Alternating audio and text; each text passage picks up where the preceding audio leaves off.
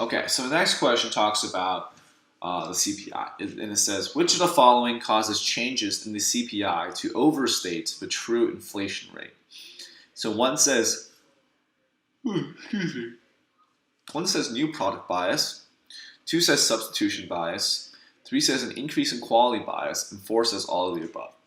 So let's break this down. What is the CPI? So the CPI refers to a consumer price index, and we have to be familiar with how it's calculated in order for us to be familiar with the type of biases that it might experience. So CPI is a tool that economists use to track inflation rate over time.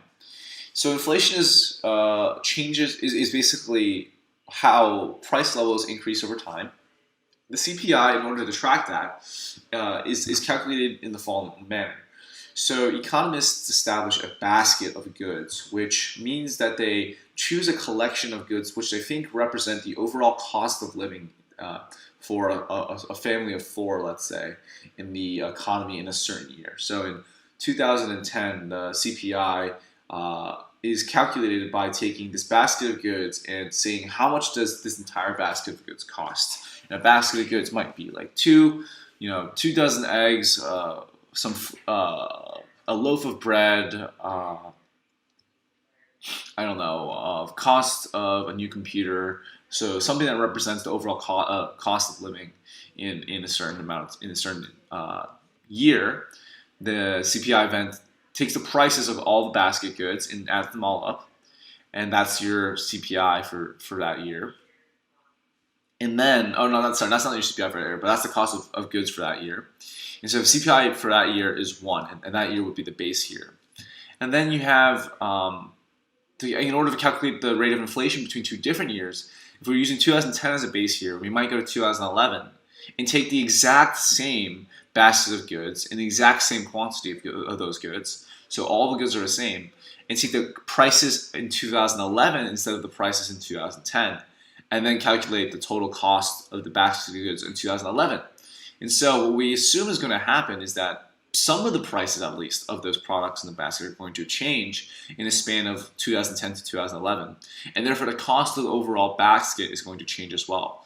And the difference between the cost of the baskets is going to be used in our calculation for inflation. And so that's the way we use CPI to calculate inflation.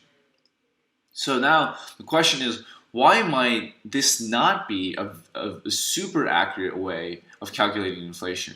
And so that's where we come into these types of biases. So let's talk about each of the biases that are listed.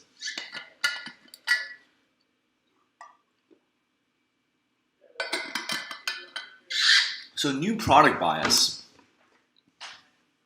refers to the idea that as time goes on, the CPI basket might not actually reflect the same goods that are typically used by people in a new year for their standard cost of living. A great example is changes in technology. And so we can think of products that probably didn't exist in 2000, for example, cell phones, that now exist in 2020. Those products are not going to be included in the CPI basket using 2000 as a base year because they simply did not exist in 2000. And yet they are a staple in the standard things that someone might want to buy in 2020. And so that discrepancy between a product that is very much a part of life today that did not exist 20 years ago means that it can be hard to calculate the true inflation change between the base year and the new year. And the reason for that is because some people might be looking at new products as a way to substitute for old products. And so that goes into the second type of bias, substitution bias.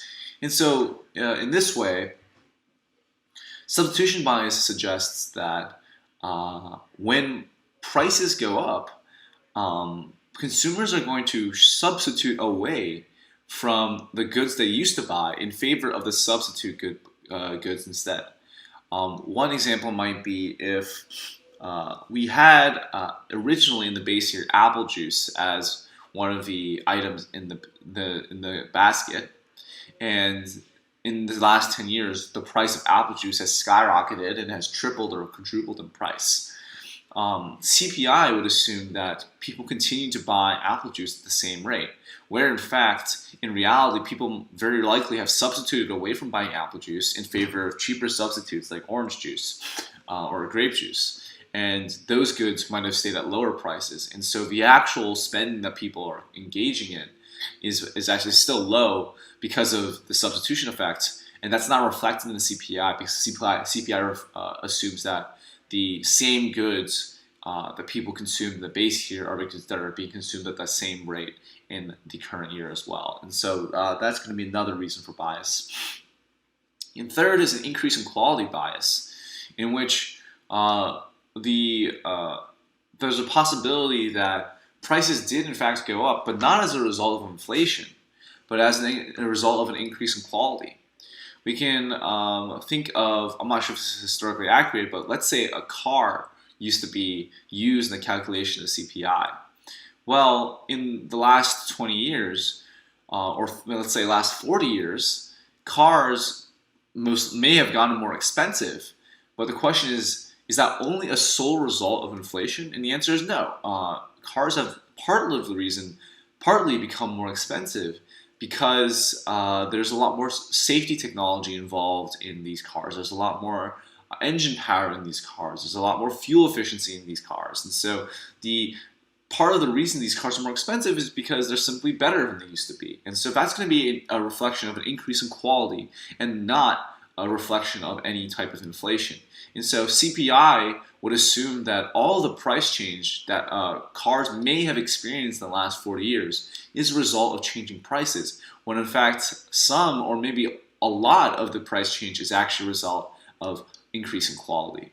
So that's going to be another reason in why CPI is going to overstate the true inflation rate.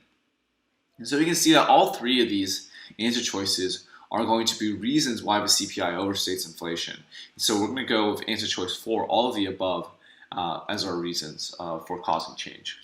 Let's take a look at the previous tutor's answer. So the previous tutor said all of the above, and they said the consumer price index is an index used in the measurement of changes in the price level of a particular weighted average market basket of consumer goods and services calculated on a monthly and annual basis. The consumer price index does not take into account the substitution effect, which is observed when the changes in the price of a particular good or service leads to a change in the demand for its substitutes. The market basket does not change to reflect the response of consumers to changes in relative prices, and hence the CPI ends up overstating the true rate of inflation. Quality bias is another mismeasurement, as the data regarding the change in the quality of goods is not incorporated in price indices such as the CPI. Quality is not a quantitative variable and hence causes the CPI to overstate the true inflation rate if there is an increase in the same. And new products that are introduced in the economy do not find an immediate inclusion in the measurement of consumer price index either, contributing to a bias. So you're right. Good answer. Effectively breaks down all three types of bias.